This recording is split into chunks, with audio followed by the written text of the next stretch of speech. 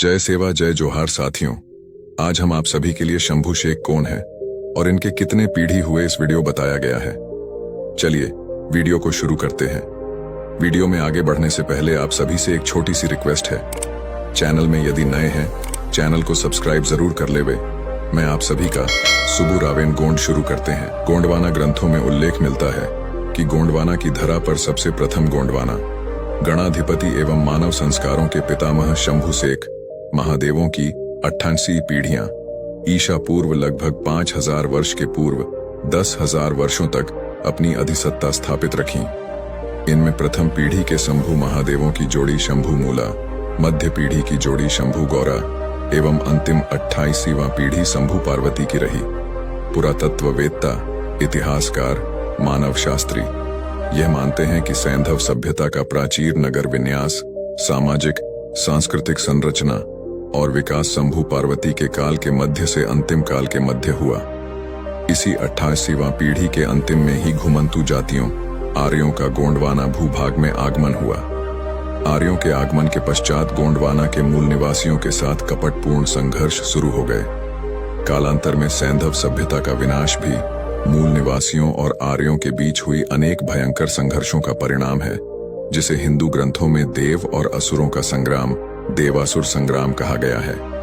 देवासुर संग्राम शीर्षक से ही उनकी कुटिलता का अंदाजा लगाया जा सकता है। उन्होंने स्वयं को देव और गोंडवाना के गणों को असुर, राक्षस, दानव की संज्ञा दी। मानवों के बीच यह उच्चता और निम्नता का भाव आधुनिक युग में भी इन आर्य जातियों के मन में ठूस ठूस कर भरा हुआ प्रतीत होता है। देव और असुरों का नाम अब सवर्ण और शूद्र हो गया है। इनके द्वारा मूल निवासियों के साथ व्यवहार करने का स्वभाव गुण आज भी वही है जो हजारों वर्ष पहले था, तथा आदिवासियों मूल निवासियों में आज भी वही स्वभाव गुण है जो लाखों वर्ष पहले था। उस समय कुटिल मानसिकता के साथ आमने सामने का संघर्ष ज्यादा हुआ।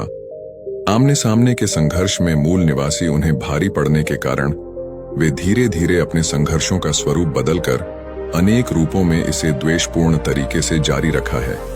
इसलिए आज भी सामाजिक, धार्मिक, आर्थिक, राजनीतिक सत्ता प्राप्ति, व्यवसाय, व्यापार, शिक्षा, नौकरी आदि में भी अनंतकालिक भेदभावपूर्ण व्यवहार जारी है। इसके अलावा वर्णवाद, जातिवाद, उग्रवाद, आतंकवाद, नक्सलवाद जैसी समस्याएं भी देश के लोगों के साथ की जा रही असमानता एवं द्वेषपूर्ण व्यावहारिक परिस्थितियों का ही परिणाम है। भारत के मूल निवासियों की धार्मिक आस्था को तोड़ने और अलग आस्था स्थापित करने के लिए गैर मूल निवासियों ने काल्पनिक एवं तार्किक दृष्टि से धर्म ग्रंथों, वेद, पुराण, रामायण, महाभारत, गीता आदि की रचना की, जिसमें भी गोंडवाना के मूल निवासियों को दास, दानव और राक्षस ही बनाया एवं अपने पात्रों को बुद्धिमान, चमत्कारी, शूरवीर, महामानव, भगवान के रूप में प्रस्तुतिकरण कर दास, दानव और राक्षसों की हत्याएं करवाता रहे। इन ग्रंथों की हजारों वर्षों की प्राचीनता बताई जा रही है, किंतु यह बात भी तो सत्य है कि भारत में प्रथम छापे खाने की मशीन 1800 ईस्वी के प्रारंभ में अंग्रेजों द्वारा ब्रिटेन से लाई गई थी। देश में लिपि एवं कागज का विकास भी नहीं हुआ था। फिर ये ग्रंथ प्राचीन काल में संस्कृत और हिंदी में कब और कैसे छप गए? इनमें सांस्कृतिक, धार्मिक, मार्मिक, कार्मिक रूप से प्रस्तुत सुनियोजित लेखन शैली, संस्कृत तथा हिंदी भाषा एवं लिपि का उपयोग क्या 1800 ईस्वी के पूर्व किया जा रहा था? इन्हें लिखने वाले कौन हुए? क्या उनकी लेखनी में मूल निवासियों के सांस्कृतिक जीवन की सच्चाई नहीं झलकी? ऐसे अनेक तथ्यात्मक प्रश्न आज मूल निवासी समाज के सामने प्रकट हो रहे हैं, जिससे इस भावना को प्रबल बनाता है कि मूल निवासियों को नीचा दिखाने के लिए हर स्तर पर धोखा करना गैर मूल निवासियों का मूल मकसद बन गया। आज की वास्तविकता यही है कि वे किसी भी हालत में मूल निवासियों को हर स्तर पर अपने से आगे बढ़ते हुए देखना ही नहीं चाहते। इसीलिए मूल निवासियों के विनाश के लिए अपनी मानसिक कुटिलता के हर तरह के हथकंडे अपना रहे हैं, जिससे संपूर्ण जल, जंगल और जमीन, शिक्षा, नौकरी, व्यवसाय, धर्म, संस्कार आदि में कब्जा जमाकर उन्हें बेघर-बार, बेसंस्कार कर उनकी कमर तोड़ी जा सके।